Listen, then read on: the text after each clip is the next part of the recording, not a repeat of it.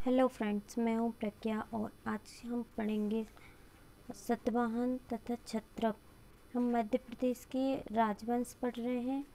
इससे पहले भी मैंने और राजवंश जो है आपके उसका वीडियो अपलोड किया है। शुंग वंश हो गया आपका, मौर्य काल, नंद काल। तो अगर आपने ये वीडियोस नहीं देखे हैं तो आप जाकर देख लीजिए प्लेलिस्ट में। तो आज का अब हमारा स्टार्ट करते हैं। सतवाहन और क्षत्रप। आंध्र जाति के सतवाहनों ने ईसा पूर्व पहली सदी में भारत के दक्षिण पश्चिम और दक्षिण पूर्व में स्वतंत्र राज्य की स्थापना की। इन्होंने मौर्य काल में ये अशोक के करदाता थे, परंतु अशोक के बाद इन्होंने क्या किया कि निर्बल उत्तराधिकारियों के समय धीरे धीरे ये स्वतंत्र हो गए। सतवाहनों के कालानुक्रम में विद्वानों में मतभेद है। ईसा पूर्व पहली सदी के अंत में सतवाहन वंश के शासक सिमुक ने इनकी महानता को आरंभ किया था। मतलब इसका प्रथम जो शासक था वो सिमुक, उसने विदिशा की गद्दी पर आसन्न इनका जो शुंग वंश था और कंड वंश भी था, तो इनको नष्ट कर मध्य भारत के कुछ भाग में अपने अधिकार को कर लिया। इसके बाद सिमुक के प्रपौत्र सतकर्णी प्रथम ने पश्चिमी मालवा और अनूप, जिसको नर्मदा घाटी को अनूप बोलते थे पहले, इस पर अधिकार कर लिया था। सतकर्णी ने 2 अश्वमेध यज्ञ किए क्योंकि इसने अपनी महान विजय प्राप्त की थी। इसके उपलक्ष्य में इसने अश्वमेध यज्ञ कराए थे और एक राज्य से यज्ञ किया था तथा दक्षिण पथपति की उपाधि भी इसने ग्रहण की थी। ये दक्षिण पथपति की उपाधि किसको मिली थी? सतकर्णी को। इसने बालासिरी के पूना तथा नासिक के शिलालेख के अनुसार उत्तर प्रदेश के शत्रु को मारकर सौराष्ट्र मतलब पहले गुजरात, और अनूप अकर, पूर्वी मालवा को अनूप अकर बोलते थे, और अवंती मतलब पश्चिमी मालवा, इस पर विजय प्राप्त की। और इसका उल्लेख सांची का जो दक्षिण तोरण है स्तूप का, उसमें भी किया गया है।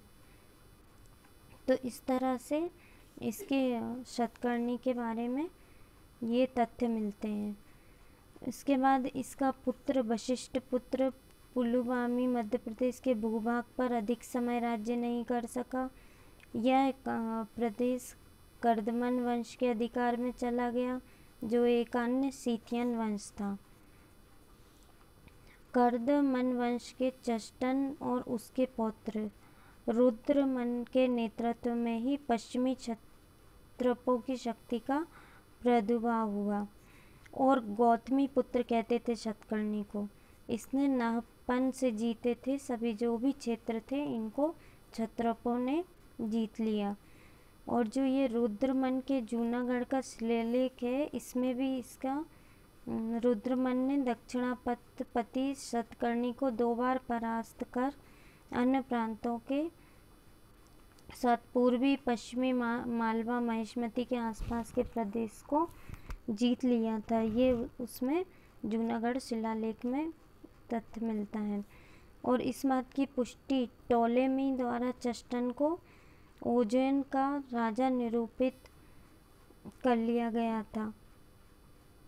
ये उल्लेख भी होता है। कुषाण वंश के महान शासक कनिष्क के बारे में माना जाता है कि कनिष्क ने उज्जैन के पश्चिमी क्षत्रपों के विरुद्ध युद्ध किया था। इस युद्ध में शकों की हार हुई। कनिष्क ने मालवा का कुछ भाग इनसे क्षत्रपों से ले लिया। पुराणों के अनुसार कुषाणों के पतन के बाद नागवंश हुआ।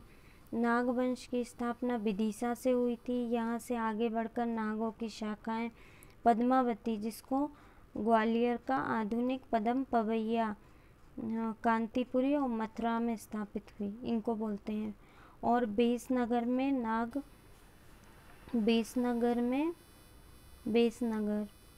मतलब विदिशा को बेसनगर बोला जाता था।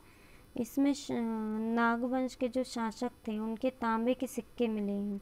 और इन सिक्कों में पद्मावती के नाग शासक गणपति एवं शासक भीम का एक एक सिक्का भी प्राप्त हुआ है, जिससे अनुमान ये लगाया जाता है कि पद्मावती के शासकों का प्रभाव अन्य नाग राज्यों में भी विस्तारित होगा।